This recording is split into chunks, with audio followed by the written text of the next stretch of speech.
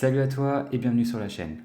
Aujourd'hui, on plonge dans l'univers fascinant de l'investissement en bourse avec un focus spécial sur Warren Buffett, le légendaire oracle d'Omaha. Si tu as toujours voulu comprendre comment cet homme a construit un empire financier, eh bien tu es au bon endroit. Dans cette vidéo, on va analyser de manière très sommaire les plus grosses positions de son portefeuille. Ensuite, on jettera un rapide coup d'œil sur les dernières transactions qu'il a réalisées. Alors prépare-toi à découvrir les secrets de Warren Buffett car tu pourrais même glaner quelques astuces pour ton propre portefeuille.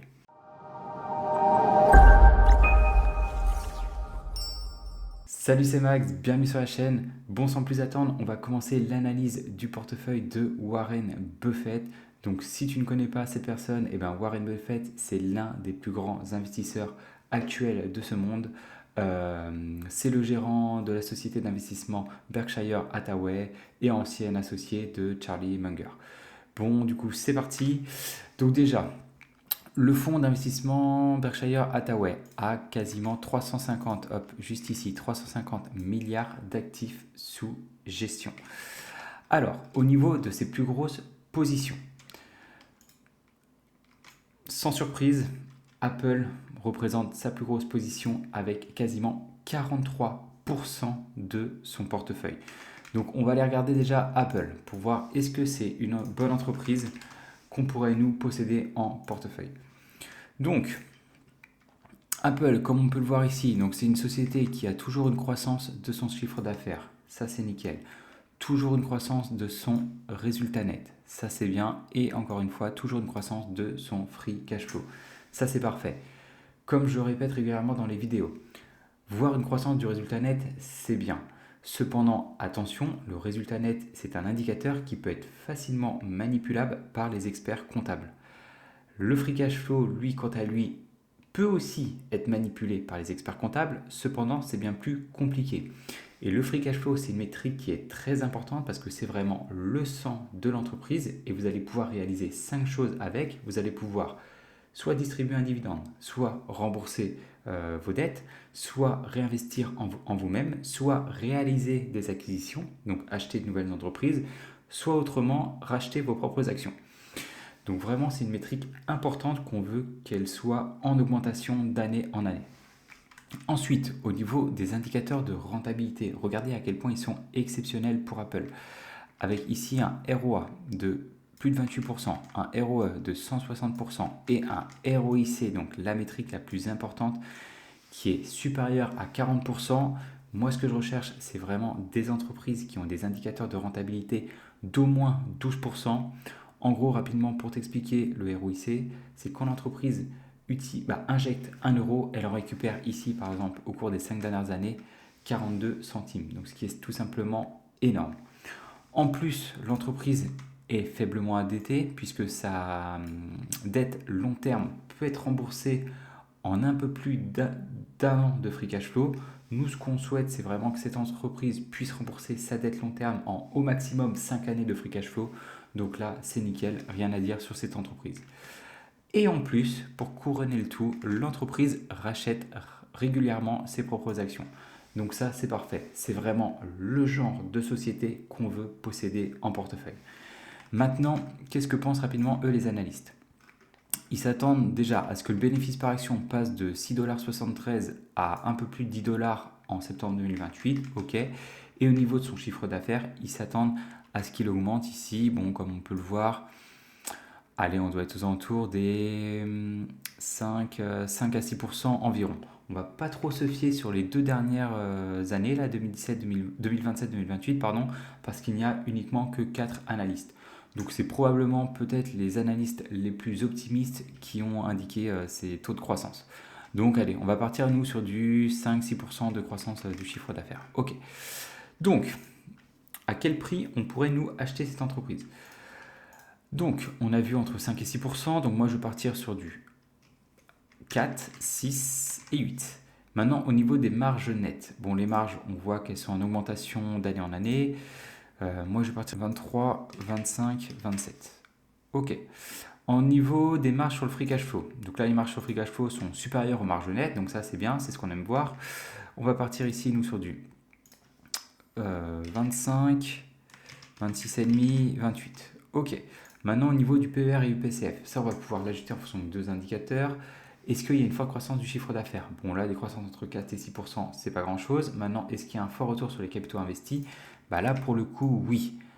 Un retour relativement plus qu'important, très conséquent. Donc là, l'entreprise mérite clairement son premium. Je vais partir minimum, moi, sur du 20, 22, 19, 21, 23, 19, 21, 23. Et on va mettre ici comme rendement uniquement du 9%, ce que pourrait faire un indice de référence tel que le S&P 500, et ça nous donne ces chiffres. Donc comme on peut le voir ici, l'entreprise semble actuellement surévaluée. Est-ce qu'on voit déjà Warren Buffett? Bon voilà, comme on peut le voir ici, lui, il l'a acheté il y a très très longtemps cette entreprise. Son PRU, prix de revient unitaire, est inférieur à 40 dollars. Bon, autant vous dire qu'il se comporte très bien avec cette entreprise. Moi, voilà, pour ma part, je la trouve actuellement surévaluée, l'entreprise Apple. Je me mets en plus toujours, moi, des marges de sécurité au minimum de 12, 13,5 et 15. Si j'analyse, ça nous donne quoi? Bah, ces résultats, voilà.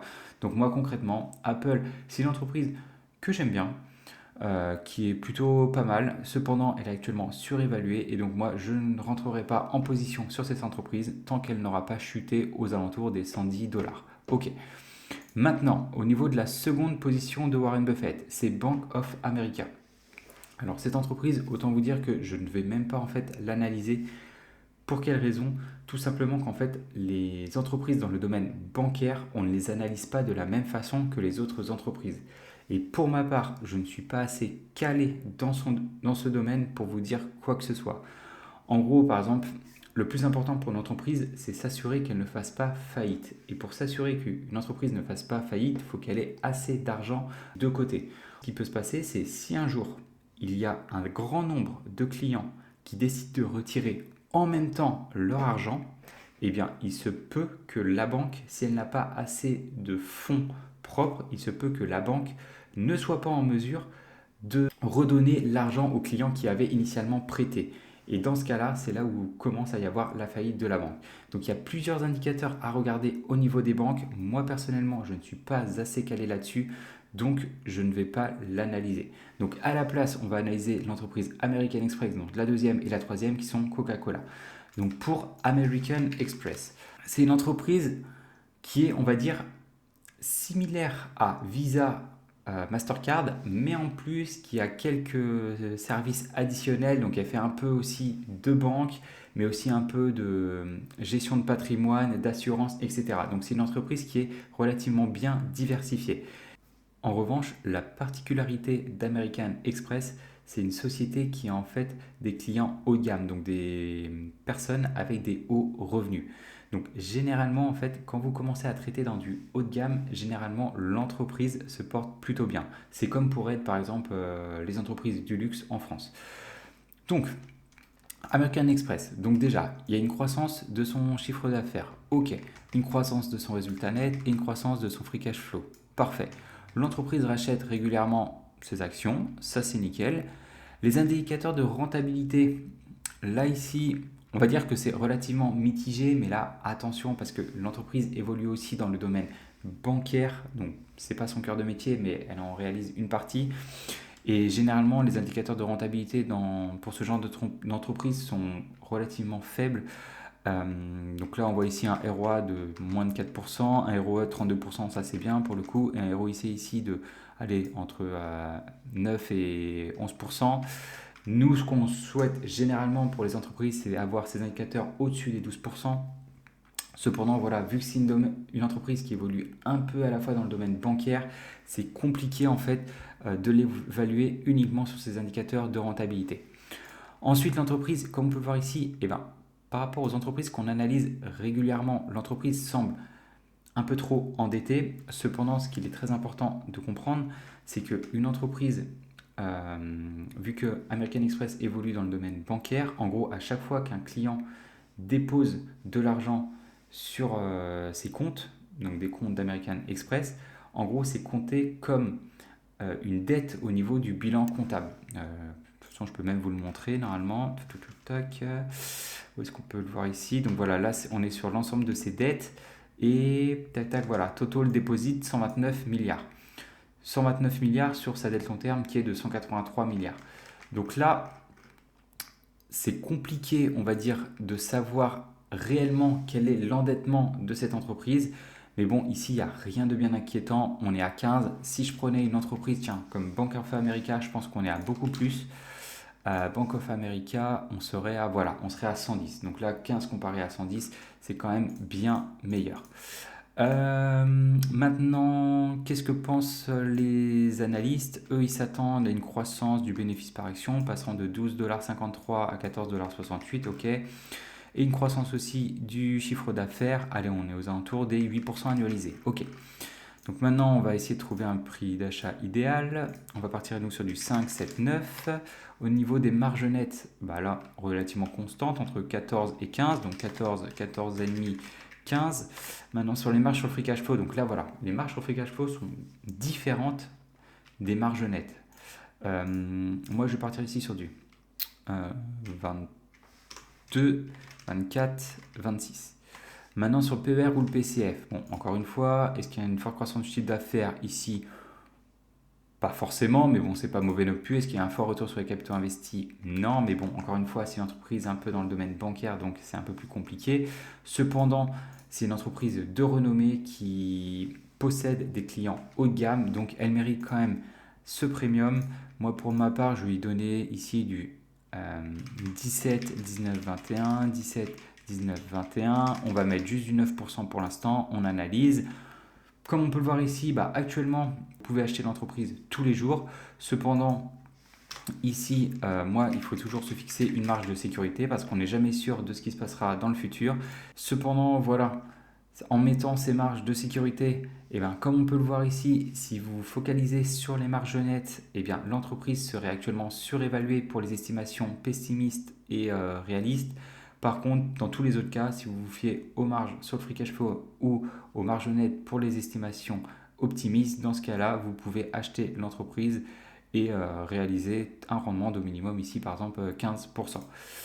Moi, pour ma part, ce qui est compliqué en fait avec cette entreprise, c'est vu qu'elle a une partie dans le domaine bancaire, et ben, je ne sais pas trop forcément comment trop l'évaluer. Donc pour ma part, je vais partir sur les estimations les plus conservatrices. Donc je ne vais pas me fier ici moi sur les marges sur free cash flow, mais principalement sur les marges nettes. Donc c'est pour ça que je me suis mis moi un prix d'achat aux alentours des 210 $. Ok. Et enfin, pour finir, Coca-Cola. On va analyser hop, cette entreprise, Coca-Cola, KO, ok, c'est parfait.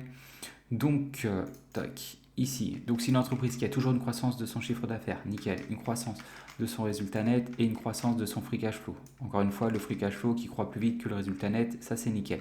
L'entreprise a une dette maîtrisée. Bon, on est quasiment à nos 5 années, mais bon, on est en dessous. Ok, parfait. Des indicateurs de rentabilité plutôt pas mal. Un ROA de 11%, un ROA ici de 42%, un ROIC compris entre 14 et 16. Ok. Cependant, attention, l'entreprise dilue ici ses actionnaires très légèrement, 1%. Donc, il n'y a rien d'inquiétant ici. Ici, des marges brutes de 60%, ok, des marges nettes de 24%, parfait.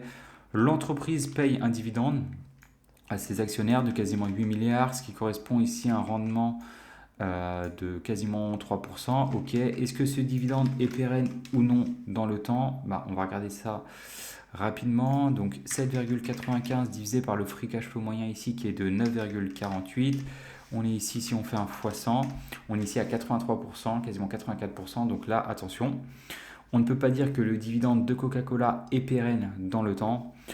Bon, après, c'est une entreprise qui est tellement importante que je ne suis pas sûr qu'elle a vraiment beaucoup de façons de s'étendre internationalement, vu qu'elle est présente dans quasiment tous les pays du monde. Ce qu'elle pourrait réaliser, c'est pourquoi pas soit développer de nouveaux produits, soit autrement racheter d'autres sociétés qui lui permettraient d'étoffer sa gamme. Donc en soi, je comprends que l'entreprise verse un dividende relativement conséquent à ses actionnaires. Cependant, je trouve qu'il est quand même un peu trop important. Donc déjà pour ma part, voilà, un dividende comme ça aussi important, c'est une entreprise sur laquelle moi je n'investirais pas. Mais bon, je peux tout à fait comprendre que pour des personnes qui recherchent un dividende, c'est une entreprise qui est relativement solide et donc je peux tout à fait comprendre que vous investissiez dessus.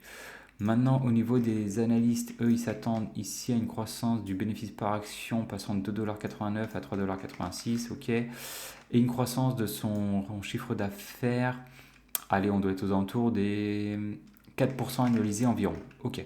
Donc maintenant, on va réaliser rapidement des estimations. Je vais partir sur du 1, 3, hop, 5. Sur les marges nettes, on va partir ici sur du 22, 24, 26. Sur les marges sur le free cash flow, donc elles sont plus ou moins pareilles, mais légèrement plus basses que les marges nettes. Hop, comme ça. Le PRE et le PCF. Bon, là, l'entreprise va être un petit premium, mais pas forcément si important que cela. Hop. Et on va mettre juste du 9% pour faire comme un indice. On analyse. Bon, bah là, comme on peut le voir actuellement, l'entreprise semble complètement surévaluée. En se mettant, nous, nos marges de sécurité, si on réanalyse, on a quoi? Bah voilà, on a ces chiffres. Donc, bon, bah, pour ma part, Coca-Cola, c'est une entreprise qui est OK, mais c'est pas la meilleure entreprise que j'aimerais posséder en portefeuille. En plus, elle est complètement surévaluée. Donc pour le coup, moi, je passe mon tour. Et juste comme ça, Warren Buffett, lui, quel était son prix d'achat? Son prix moyen, il est aux alentours des 33 $. Ok. Là où on voyait, ouais, voilà, c'est plus ou moins les prix actuels. Ok. Et pour American Express, lui, il l'a acheté à 55 $, donc ce qui est tout simplement excellent. Donc maintenant, qu'est-ce qu'on peut voir juste rapidement sur cette analyse de portefeuille de Warren Buffett? Bah, comme on peut le voir ici, dites-vous bien que la plupart de son portefeuille est concentré dans très peu d'entreprises. Là, si on peut le voir ici, donc 40, 50, 60, 3, ouais, dites-vous qu'ici, il y a en 4 actions, 4 entreprises, il y a 70% du portefeuille de Warren Buffett. Je suis sûr que si vous avez regardé plusieurs autres vidéos sur le net, vous avez probablement vu qu'il faut posséder différentes actions, aller au minimum 20 par exemple, pour être diversifié. Cependant, ce que dit Warren Buffett, et il n'a pas tort là-dessus, c'est que les personnes qui diversifient, ce sont les personnes qui ne savent pas vraiment ce qu'elles font de leur argent. Et là, pour le coup, je suis complètement d'accord avec lui. Ça ne sert à rien d'investir dans une vingtaine, trentaine ou une quarantaine d'entreprises si vous savez exactement ce que vous réalisez. Typiquement, si vous êtes persuadé, lorsque vous achetez une entreprise, que c'est une entreprise qui continuera de croître d'année en année, et que cette entreprise, si vous investissez dessus actuellement, vous allez avoir de meilleurs rendements que en investissant sur une seconde entreprise qui, elle, peut être aussi de bonne qualité, mais qui aura des rendements inférieurs à la première, alors dans ce cas-là, ça ne sert à rien de surdiversifier. Concentrez-vous sur votre entreprise initiale qui a d'excellents rendements. Je lisais un livre, donc je ne sais plus exactement c'est lequel, mais qui disait justement que en fait, généralement en bourse, la plupart de votre rendement viendra non pas de l'ensemble de vos entreprises, mais de uniquement une, deux ou trois. Et donc, c'est ce qu'on peut voir plus ou moins ici avec Warren Buffett. Bah, comme on peut le voir ici, hein, regardez, hein, de toute façon, avec Apple, il a fait ici plus 380% de plus-value, ce qui est énorme. Ici, 51%, 313%, ok. Donc, c'est tout simplement nickel. Et en plus, l'avantage, quand vous commencez à acheter des entreprises que vous gardez ici ad vitam aeternam, car on ne va pas se cacher, hein, pour avoir ici un prix d'achat moyen de 40 $ sur Apple, autant vous dire qu'il les a achetés il y a très très longtemps. Donc Warren Buffett, il pratique ce qu'on appelle le buy and hold. J'achète et je garde le plus longtemps possible. Et ce que ça permet de faire aussi, c'est que petit à petit, bah, plus les années vont passer, généralement les entreprises vont commencer à verser un dividende. Et quand elles verseront un dividende, bah, vu que vous l'avez acheté vous à un prix d'achat il y a très très longtemps, et ben vous allez avoir des rendements uniquement sur les dividendes exceptionnels. Par exemple, si on prend Coca-Cola, voilà, qui est ici. Le dividende, par exemple, de cette année, il est de 1,84 $. Donc, je vais reprendre ici, hop, ma calculatrice, 1,84 $. Si, par exemple, vous achetiez l'entreprise Coca-Cola à son prix actuel d'aujourd'hui, 63 $, vous réaliseriez ici, comme on voyait, un rendement de 3% annualisé. Sauf que Warren Buffett, lui, il l'a tellement acheté longtemps qu'il a acheté Coca-Cola, allez, on va prendre ici à 32,90 $. Si on fait un x 100, et ben vous voyez ici que non plus cette entreprise va lui verser 3% de dividendes comme on a pu le voir, mais on est ici à 6%. Donc c'est tout simplement énorme. Donc voilà, donc on va dire le point le plus important à retenir de cette vidéo, c'est que ça ne sert à rien de surdiversifier vos actifs. Si vous avez trouvé une pépite, continuez à investir dessus. Ensuite, le plus important, quand vous êtes investisseur, il faut penser très long terme. On s'en fiche complètement des variations court terme. Le plus important, c'est acheter une excellente entreprise que vous garderez jusqu'à votre mort, quasiment. Dites-vous que c'est ça le principe que vous devez avoir. Si bien sûr les fondamentaux de l'entreprise se dégradent au cours de votre période de détention, dans ce cas-là, oui, revendez-la. Cependant, si c'est une bonne entreprise, si c'est une entreprise de bonne qualité et qui reste de bonne qualité d'année en année, et bien tout simplement, conservez-la dans votre portefeuille. Rapidement, on va voir aussi pour finir cette vidéo les dernières transactions ici de Warren Buffett. Donc qu'est-ce qu'il a fait? Donc là récemment, en fin avril, il a acheté, donc c'est quasiment rien, regardez, hein, ça représente même pas 1% de son portefeuille, mais une chaîne de télévision, ok.